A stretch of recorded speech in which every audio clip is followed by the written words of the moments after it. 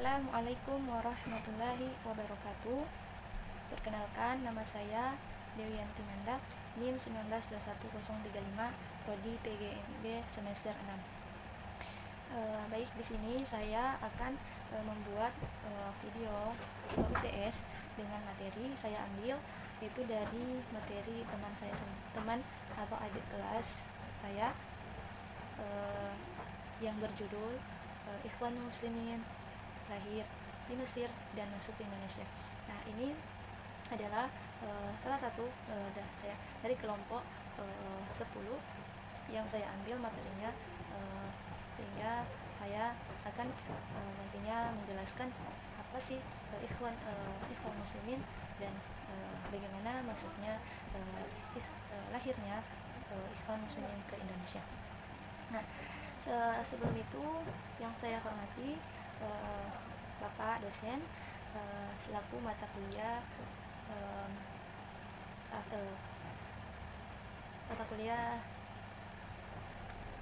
filsafat ilmu kalam dan fikih, yaitu Bapak Taufik SPDI MPDI. Terima kasih atas bimbingannya dari awal pembelajaran sampai akhir pembelajaran sehingga sampai saya melaksanakan UTS. Nah, mungkin hanya itu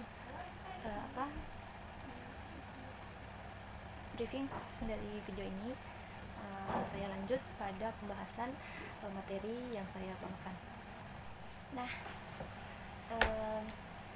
saya masuk pada pembahasan materi saya, yaitu ikhwan muslimin lahir di Mesir dan masuk ke Indonesia.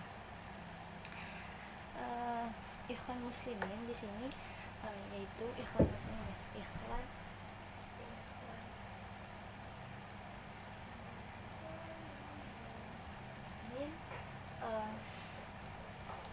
yaitu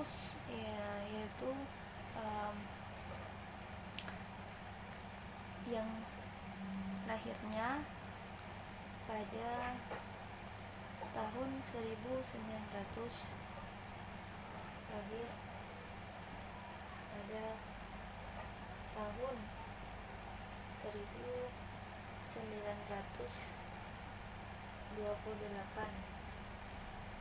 Kemudian ikhwan muslimin di sini yaitu dia secara ringkas berbahasa Melayu.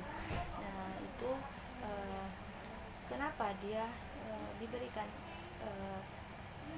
secara nama dengan Melayu, karena dia diberikan oleh saudara muslimin dalam bahasa Inggris, yaitu Muslim Water Word, yaitu merupakan salah satu gerakan yang merupakan Muslim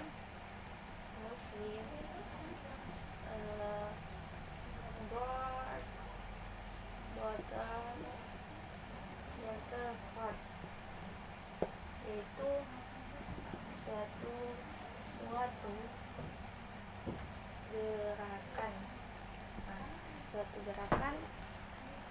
suatu gerakan berdasarkan ideologi Islam yang mereka ajarkan gitu. Nah, ikhwan muslimin ini yaitu gerakan yang sudah sangat lama atau sangat tua di dunia dalam sebagai kelompok operasi terbesar di Mesir. Kemudian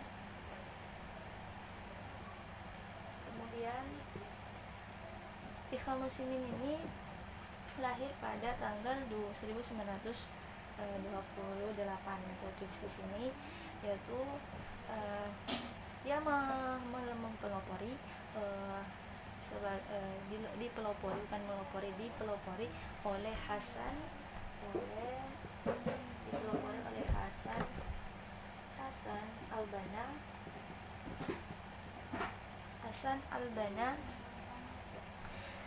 Al-Banna dan Hasan al-Banna dan enam rekannya. Nah, 6 rekannya di sini yaitu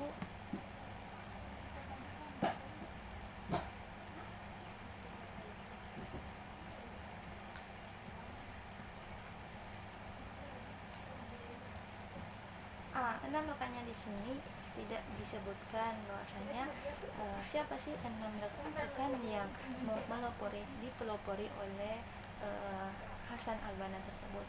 Nah, di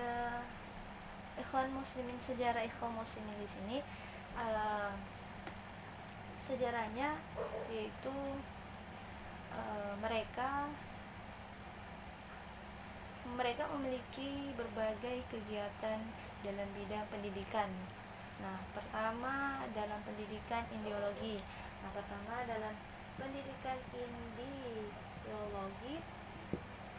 Kedua pendidikan. Nah, pendidikan ideologi adalah pendidikan al-tarbiyah al-alqiyah. Alqiyah.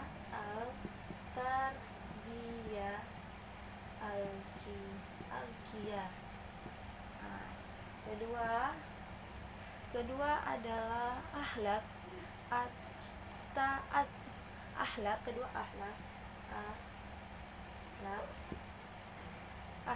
tarbiyah al-uluhiyah.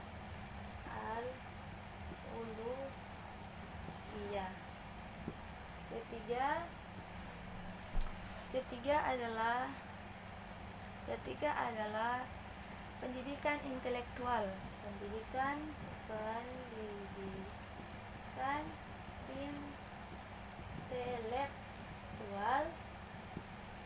Yaitu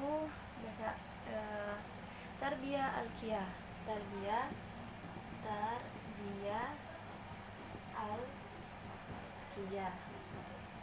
Oke, yang keempat adalah pendidikan politik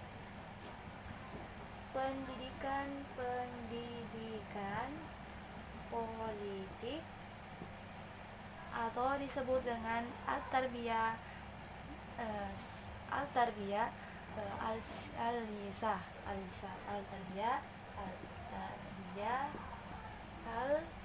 Siyasah.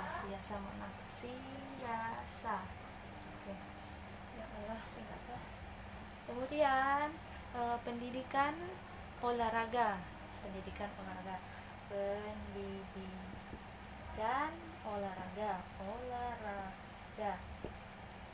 Olahraga yaitu tarbiyah al-jismiyah. Pendidikan al-jismiyah.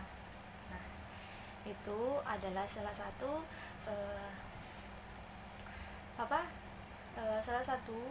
pendidikan yang ikhwan muslimin atau kelompok ikhwan muslimin yang memiliki berbagai kegiatan dalam bidang pendidikan. Nah, ada 6 paham yang diajarkan oleh ikhwan muslimin.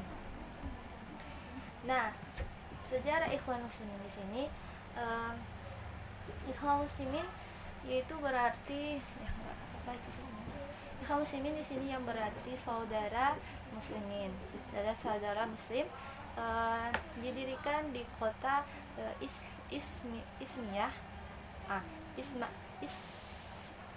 Ismailiyah yang ada di Mesir.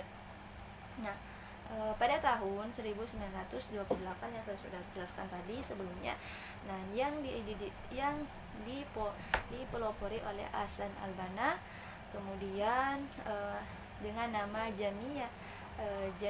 Jam'iyah al-Ikhwan al-Muslimin. Kemudian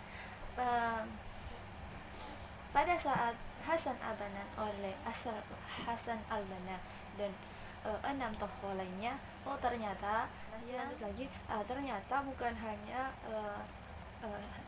dipelopori oleh Hasan al-Banna, tetapi dengan 6 kelompok tokoh.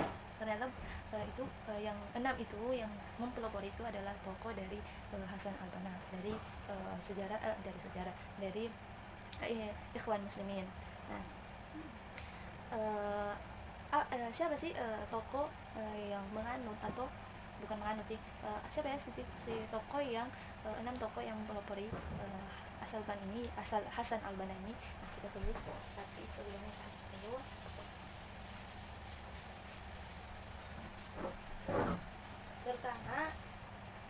Pertama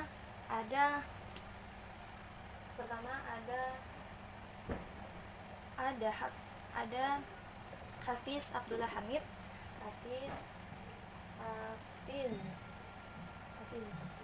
Abdullah Hamid. Kedua ada Ahmad Al-Hasan. Ketiga ada Hasan al-Banna ya, Al-Banna. Kemudian Ahmad bukan Hasan al-Banna ya, Ahmad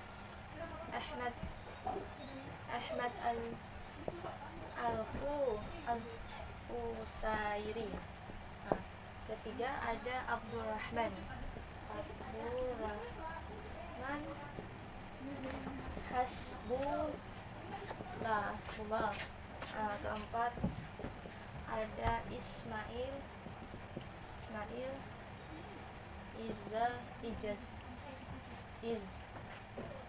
dan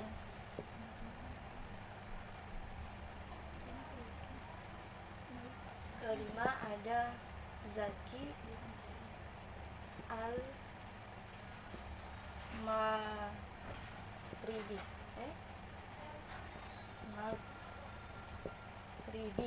Oke. Ternyata ada 6 ya. Hafiz Abdullah, ada Abdul Hamid, saya ulang lagi, ada Hafiz Abdul Hamid Rama, kemudian ada Ahmad Al-Hasan, yaitu didukung oleh Al-Banna. Kemudian ada Ahmad Al-Qusairi. Ketiga ada Fawd Ibrahim. Tidak tertulis di sini, maaf. Fawd Ibrahim. Keempat ada Abdurrahman Hasbunallah. Kemudian ada Ismail dan keenam ada Zaki Al-Maghribi. Nah, ada 6 tokoh yang mempelopori Ikhwan Muslimin. Kemudian awal masuk Ikhwan Muslimin ini pada lahir 1928 di kota Mesir, yang dilahir di kota Mesir. Nah, kemudian pada Ikhwan Muslimin ini pada tahun 1930 mereka disahkan pada rapat umum Ikhwanul Muslimin pada tanggal 24 September 1930. Nah, kemudian pada tanggal 1932 struktur administrasi Ikhwan Muslimin disusun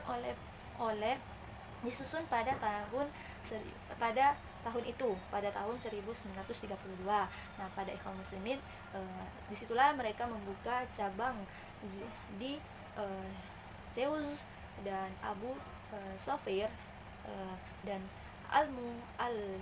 Al-Mahmudiyah. Pada tahun 1933 Ikhwan Muslimin menerbitkan majalah mingguan yang dipimpin oleh Muhyiddin Khatib. Nah, pada perkembangan Ikhwan Muslimin di sini pada tahun 1930 sampai 1948. Apa sih yang mereka bawa sehingga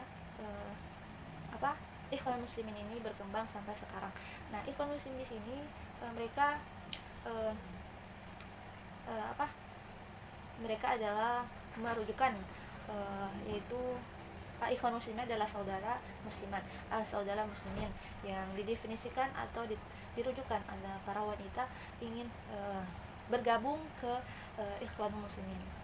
Berarti di sini yang dijelaskan pada sebelumnya dengan yang sekarang perkembangannya di sini, berarti Ikhwan Muslimin itu bukan hanya ikhwan kan laki-laki, nah bukan hanya laki-laki saja yang bisa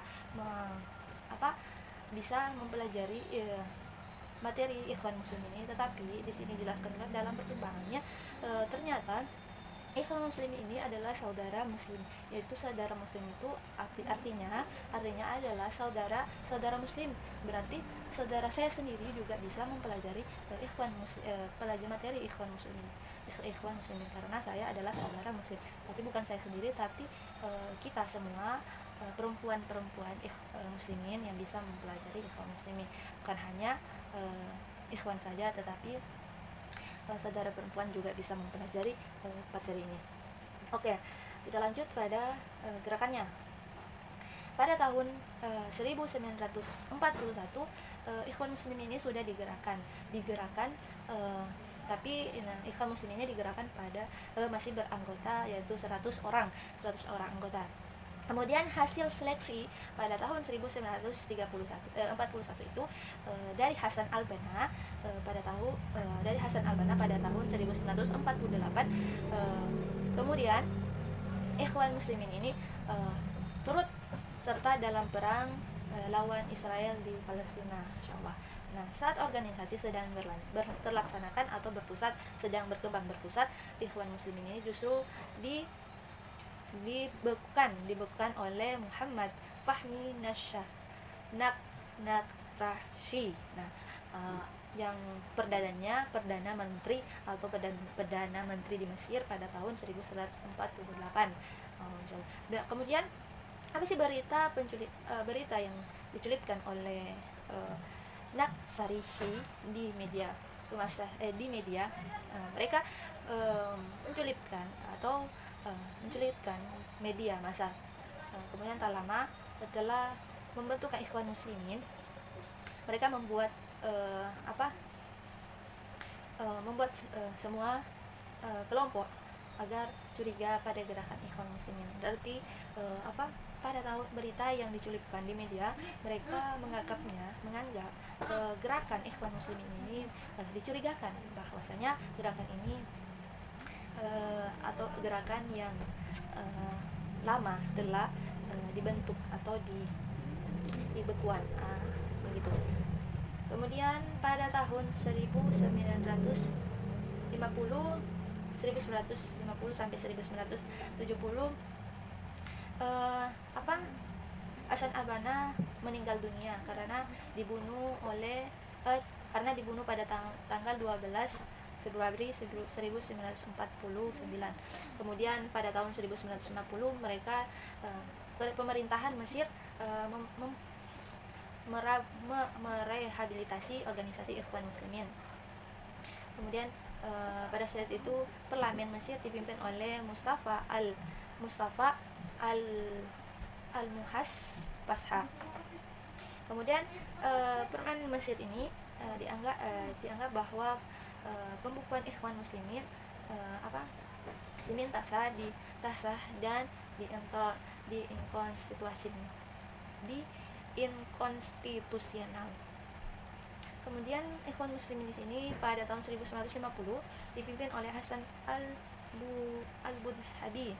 Kemudian pada tanggal 23 Juli 1952 di Mesir dipimpin oleh Muhammad Najab bekerja sama dengan Ikhwan Muslimin dalam rencana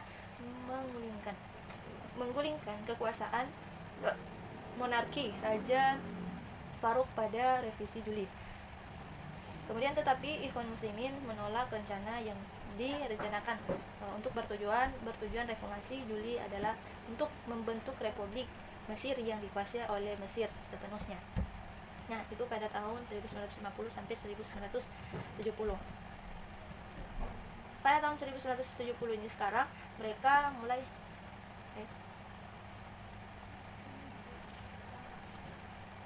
lanjut lagi. Sekarang di pemikiran Ikhwan Muslimin di sini adalah merupakan organisasi Islam yang berdasarkan ajaran Islam. lihat dari pemikiran dari ulama Ikhwan Muslimin, yaitu mereka merupakan salah satu jamaah dari beberapa jamaah yang ada dalam umat Islam. Nah, sehingga mereka membentuk suatu kelompok Ikhwan Muslimin. Nah, berdasarkan pandangan bahwa Islam adalah dien atau agama yang universal dan menyeluruh, bukan hanya sekadar agama yang yang menguasai ibadah atau ritual sholat dan puasa, haji, zakat dan lain-lain saja. Ternyata tujuan dari Ikhwan Muslimin ini adalah mewujudkan bentuknya sosok individu muslimin ramah di tengah Islam, atau mereka membentuk suatu bangsa yang Islami, atau pemerintahan yang Islami dan negara yang dipimpin oleh negara-negara yang Islam. Begitu kata pemikiran Ikhwan Muslimin. Kemudian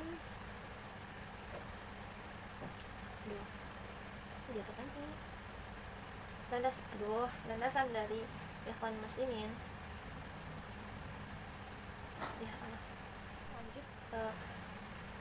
Landasan dari Ikhwan Muslimin. Landasan pada Ikhwan Muslimin di sini pertama adalah Allah. Tujuan kami, yaitu Allah adalah di sini yahtuna adalah tujuan kami. Kemudian kedua, Rasulullah adalah teladan kami. Rasulullah adalah qudwatuna, adalah teladan kami. Ketiga, Al-Quran landasan hukum kami adalah Quran dusturuna. Keempat, jihad jalan kami adalah jihad sabiluna. Kelima adalah mati syahid di jalan Allah adalah cita-cita kami yang tertinggi. Syahid fisabilillah asna aminah. Nah, ini adalah landasan dari Ikhwan Muslimin. Mereka adalah percaya Tuhan adalah Allah adalah tujuan mereka, kemudian Rasulullah adalah landasan mereka, kemudian Al-Quran adalah hukum dari mereka, kemudian jihad adalah jalan dari mereka, kemudian mati syahid adalah jalan menuju cita-cita yang tertinggi bagi mereka. Kemudian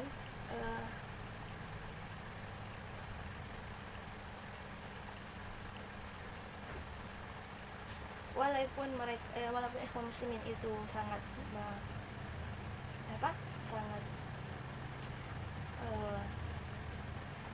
bertujuan sangat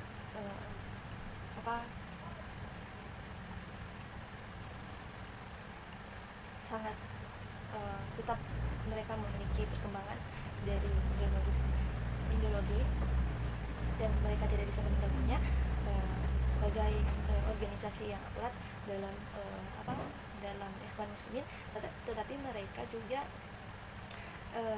sangat Ikhwan Muslimin ini menetapkan adaptasi Islam terhadap era modern, kemudian atau era globalisasi atau pemikiran Ikhwan Muslim di sini merancang aspek yang mencerminkan bahwa secukupan Islam yang ideologi yang mereka anut, mereka anut yaitu dakwah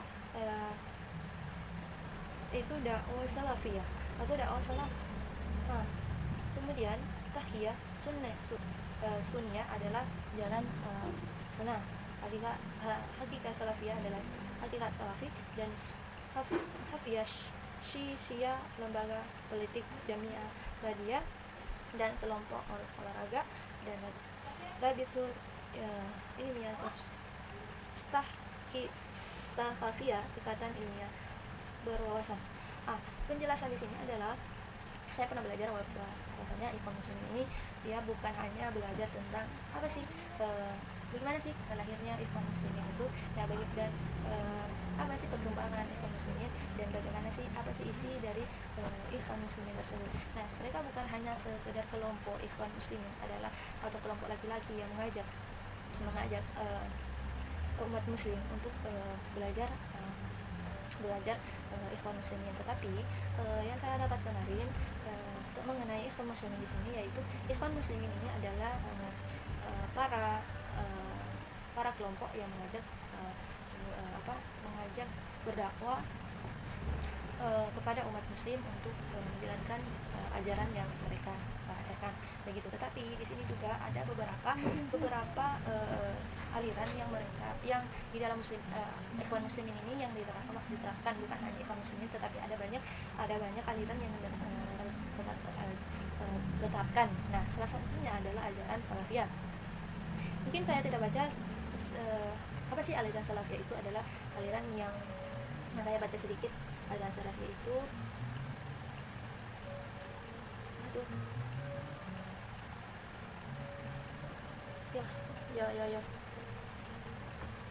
ya mau jadi ternyata ya mistik. Saya baca sedikit aliran tapi di sini aliran Ikhwan Muslimin ini bukan aliran Salafi. Di sini dinyatakan bahwa aliran Ikhwan Muslimin ini juga sering dikaitkan dengan gerakan Wahabi. Tetapi di sini dinyatakan bahwa aliran Ikhwan Muslimin di sini bukan aliran Wahabi. Pada faktanya Ikhwan dengan Habibi Wahabi itu berbeda dan berbeda jauh menurut Ikhwan Muslimin, karena kaitan dengan Ikhwan dengan Wahabi ini pada dasarnya disebabkan dengan adanya kesamaan nama. Di dalam sejarah Wahabi di Arab Saudi, mereka ini pada dasarnya disebabkan adanya kesamaan nama. Di dalam mereka ini memang penuh memiliki pasukan tempur yang sama bersama Ikhwan Muslimin. Namun nama yang sama persis dengan Ikhwan Muslimin yang ada di Mesir. Berarti yang penjelasannya di sini yaitu bahwasanya Ikhwan Muslimin itu bukan Wahabi ya, bukan Wahabi. Ternyata hanya berkaitan dengan nama yang berkaitan dengan nama yang sama. Karena di sini dijelaskan adalah Ikhwan nama saja pada sejarah yang di Wahabi di Arab Saudi, mereka memiliki pasukan yang banyak, kemudian mereka memiliki nama yang sama dengan Ikhwan Muslimin. Terakhir sekali, Ikhwan Muslimin ini dibentuk pada tahun 1990-an. Saya sudah jelaskan lama tanggal lahir sampai mereka berkembang. Kemudian sampai sekarang mereka itu Ikhwan Muslimin itu masih aktif sampai sekarang. Kemudian pemikiran Ikhwan Muslimin ini sering dikaitkan dengan Wahabi tapi Ikhwan Muslimin di sini menolak belakang antara masuknya wilayah politik dengan berjuangnya, karena menurut Ikhwan Muslimin Wahabi dengan Ikhwan Muslimin itu berbeda. Hanya saja nama yang mereka pakai itu sama. Mereka mengaitkan bahwasanya Wahabi dengan Ikhwan Muslimin itu sama, tetapi seharusnya kenyataannya itu berbeda. Itu mungkin hanya itu yang saya bisa sampaikan mengenai Ikhwan Muslimin.